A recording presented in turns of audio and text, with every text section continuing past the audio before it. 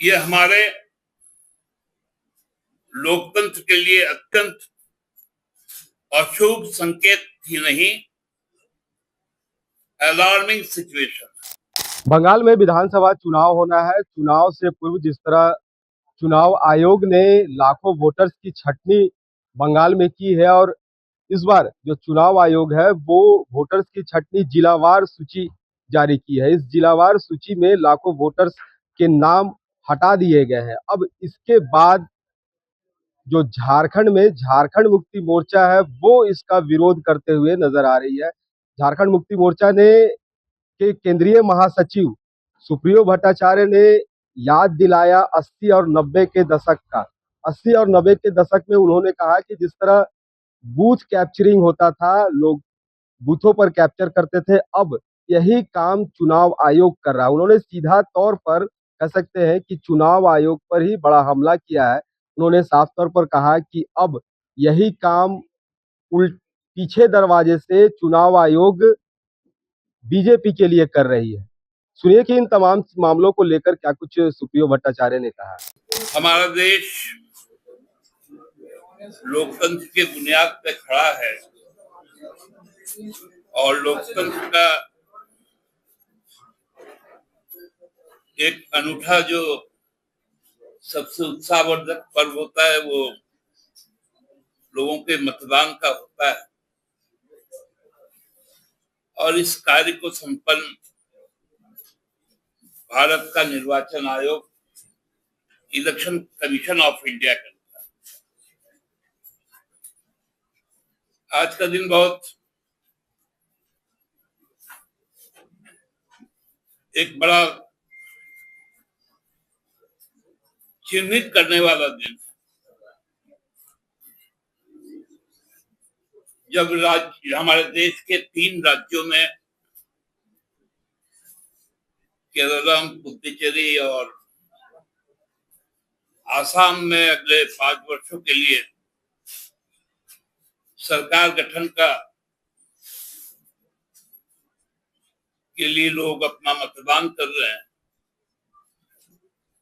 वही बंगाल में जो आसन 23 और 29 को जो चुनाव होने हैं बंगाल विधानसभा के, जो 29 तारीख का जो अंतिम चरण है उसका नामांकन का भी आज अंतिम दिन है। 6 तारीख को 23 तारीख को जो तमिलनाडु के साथ में जो चुनाव होगा उसका नामांकन 6 को समाप्त हुआ और 9 तारीख को आज बंगाल का समाप्त। चुनाव आयोग हर 25 जनवरी को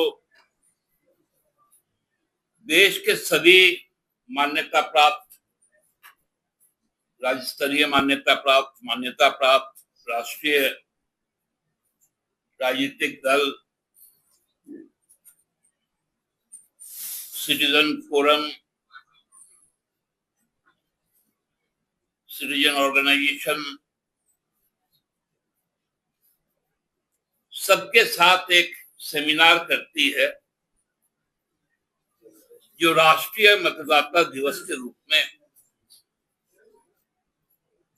उसका आयोजन निर्वाचन आयोग करता है। और उसका जो टैग लाइन होता है, एक भी वोटर छूटे नहीं, नो वोटर्स लेफ्ट बिहाइंड। लेकिन जो बंगाल में जो प्रहसन हुआ चुनाव आयोग के द्वारा, वो हम लोगों को 80 के दौर में और 90 के दौर में ले गया। मैं खुद 1990 से एक मतदान केंद्र अभिकर्ता के रूप में, एक राजनीतिक कार्यकर्ता के रूप में चुनाव को देखते आया।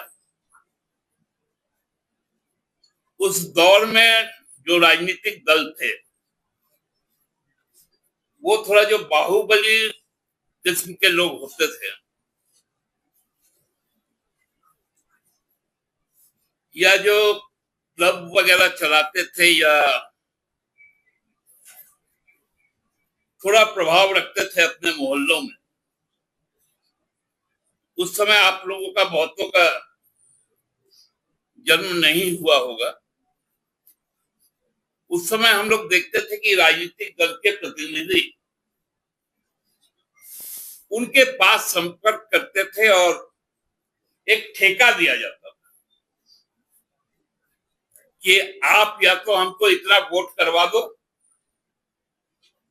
या इस बूथ में वोट डालने किसी को मत।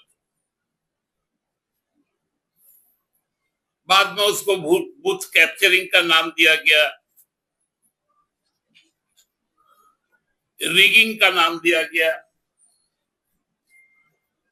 अब 2026 में एक नया इसी तरह का प्रयोग बंगाल में हो रहा है, जब भारत निर्वाचन आयोग ने ठेका ले लिया कि भारतीय जनता पार्टी के द्वारा उसको ठेका मिला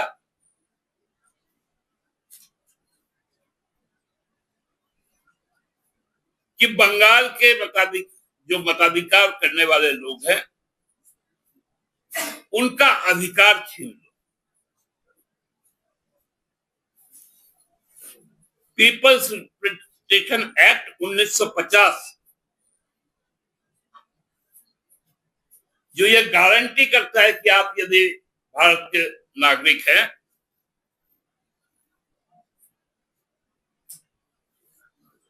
आप यदि पागल नहीं है,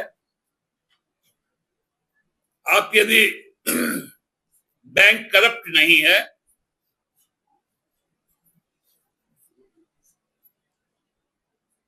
या आप सजायाफ्ता कैदी नहीं है, तो आप वोट दे सकते हैं। और ये अधिकार पहले 21 वर्ष था, अब 18 वर्ष हो गया। उस आयु वर्ग से ऊपर के सारे लोग जीवन के अंतिम सांस तक उसके पास वोट का अधिकार रहेगा, वो अपना जनप्रतिनिधि चुनेगा। लेकिन बंगाल में एसआईआर के नाम पर पहले से जो 53 लाख कटना था काट दिए,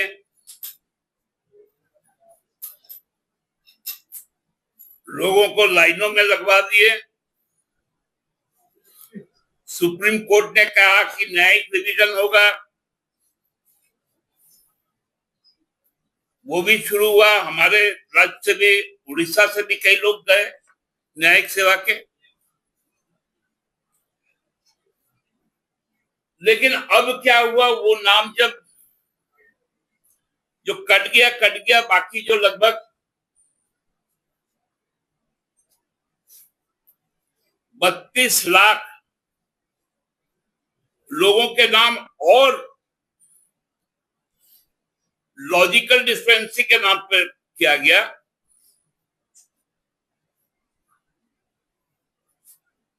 उसका निष्पादन भी पूरी तरह नहीं हुआ और 27 लाख लोगों को अब यह घोषित कर दिया गया कि आप वोट नहीं डाल सकते, ट्रिब्यूनल में जाना पड़ेगा। और ये ट्रिब्यूनल साउथ 24 परगना का एक जोका बोल के थोड़ा सा शहर कोलकाता से थोड़ा आउटस्कर्ट में है, जहां पर कैंसर हॉस्पिटल भी है, वहां पर उसका गठन किया गया 19 ट्रिब्यूनल। अब अलीपुरद्वार लगभग 1000 किलोमीटर से दूर लोग को अपना नागरिकत्व और अपना वोट का अधिकार साबित करने के लिए ट्रिब्यूनल में आना पड़ेगा। यह प्रक्रिया बनाई,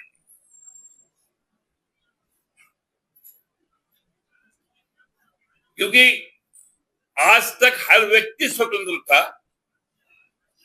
जिसमें वो 27 लाख लोग भी थे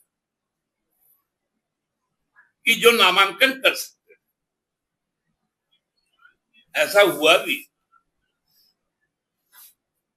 2 प्रत्याशियों को सुप्रीम कोर्ट से रिलीफ मिला कि भाई हम नामांकन करना चाहते हैं लेकिन मेरा नाम नहीं है।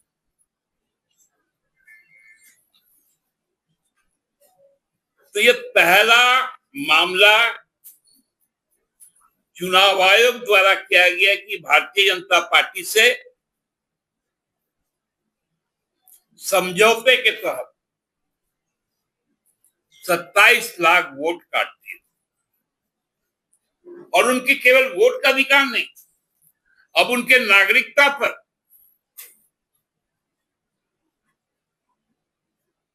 एक प्रश्न चिन्ह लग गया। ये बहुत गंभीर बात है। ये हमारे लोकतंत्र के लिए अत्यंत अशुभ संकेत ही नहीं, अलार्मिंग सिचुएशन। क्या यह देश अपना लोकतंत्र बचा पाएगा? क्या यह देश अपने संविधान की रक्षा कर पाएगा?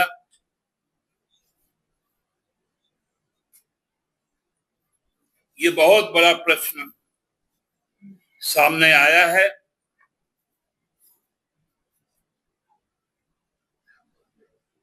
और हमको लगता है कि चुनाव आयोग ने अब अपने सरकारी हैंडल पर जो एक्स हैंडल पर जो वो अब बातें आ रही हैं उनके तरफ से, वो किसी सरकारी दफ्तर का भाषा नहीं हो सकता,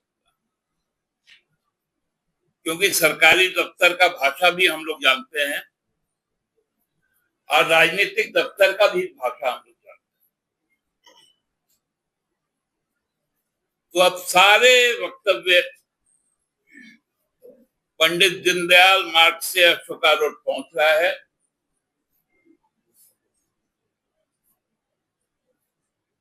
और वहां से वो जारी हो जा रहा है।